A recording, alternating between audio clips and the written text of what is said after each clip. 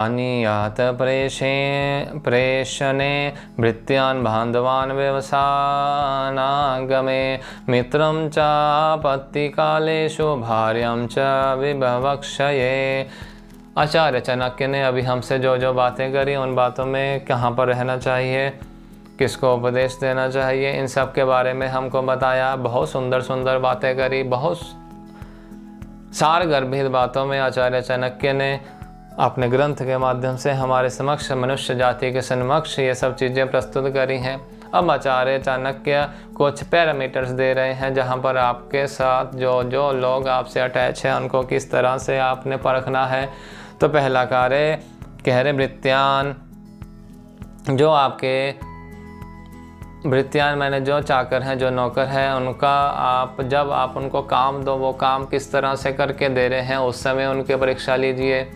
उनकी परीक्षा ऐसे मत लीजिए कि वो आकर के आपको बटरिंग कर रहे हैं। यदि बटरिंग के ऊपर आप उससे प्रसन्न हो रहे हैं तो आपका विनाश पक्का है। पर जब आप काम को देख करके अपने अंडर लोगों को जज करोगे तो मज़ा आ जाएगा आपकी ज़िंदगी का भी और उनको भी, क्योंकि उनको उनके काम के अनुरूप ही फिर आप पुरस्कृत भी करेंगे।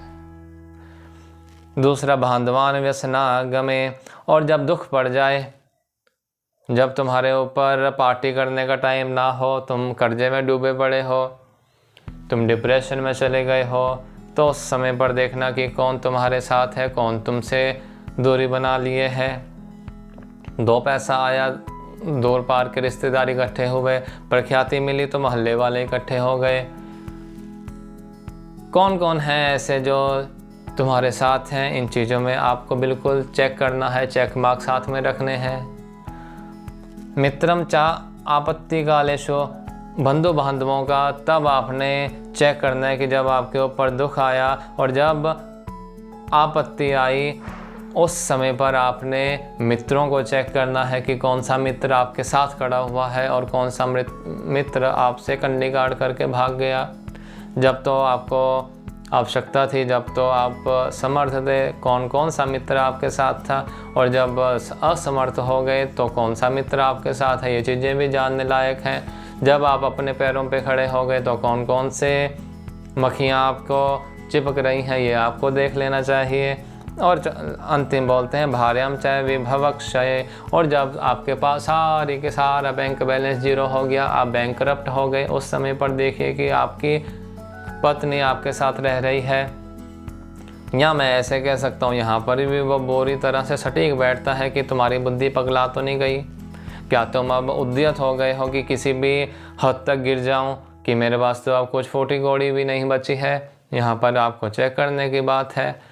तो उसको कैसे किया जाए, बुद्धि को तो आप बाहर नहीं निकाल सकते, तो हमेशा सत्संगति में जुड़े रहिए, हमेशा गुरुजनों के चरणों शरणों में रहिए, हमेशा सेवा भाव में रहिए, हमेशा अपने पुण्य को बढ़ाते रहिए। इसलिए श्लोक आया था ना, आपने पढ़ा था, आपने सुना था कि आप दर्ते धनम रक्षेत श्रीमताम कुतः आपदः कदाचिच्चलिता लक्ष्मी ही संचितोपि विनश्यति, कि आपत्ति के समय पे आपका धन आपको काम देगा, आपत्ति के समय पे आपका पुण्य आपको काम देगा, आपत्ति के समय में आपका गुरु आपको काम देगा, आपत्ति के समय में आपका ज्ञान, आपका धर्म, आपका गुरु आपके साथ खड़ा रहेगा। इसलिए हमेशा तैयार रहिए और इन सब चीज़ों को बचाते जाइए।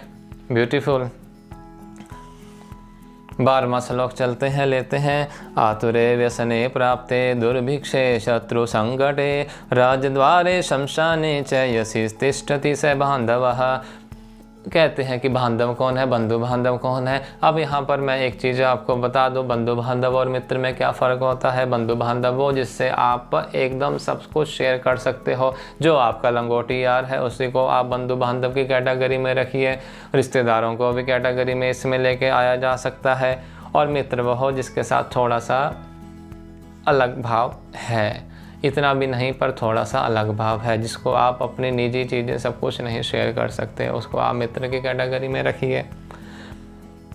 श्लोक कहता है कि यदि आप किसी रोग से पीड़ित होने पर प्राप्य दुर्भिक्ष है, यदि आपके पास दुख आ गया, शत्रु संकट है, यदि शत्रु आपके सामने आया हुआ है, यदि कोई संकट में आप घिरे पड़े हो, राजद्वारे शमशान है, यदि राजा के द्वार पर आप खड़े हुए हो, यदि शमशान के द्वार पर भी आप खड़े हुए हो, जो भी उस समय आपके साथ खड़ा हुआ है वही आपका बंधु बांधव है। ये बातें याद करने वाली हैं। एक बार रिपीट कर देता हूँ, याद हो जाएंगी। कहते कि यदि आप रोग से पीड़ित हो, उस समय आपके पास आपके जो चाहने वाले हैं वो आएंगे, पर कितनी देर तक आएंगे, पर जो बंधु बांधव है, जो आपके साथ बंधन में है, वो निश्चित रूप से वहाँ पर खड़ा होगा। यदि आप किसी दुख में हैं, यदि आप बिल्कुल ख़त्म हो गए हैं, यदि अकाल पड़ गया है, यदि आपको किसी चीज़ की भी आवश्यकता है, और जो आपके साथ उस समय पर खड़ा हुआ है, आपका सहारा बन के खड़ा हुआ है, वही आपका बांधव है। इन चीज़ों को याद कर लेना। अन्यथा पार्टी के लिए तो हर टाइम आपको लोगों को बुलाने की आवश्यकता नहीं है, सब आए खड़े हैं।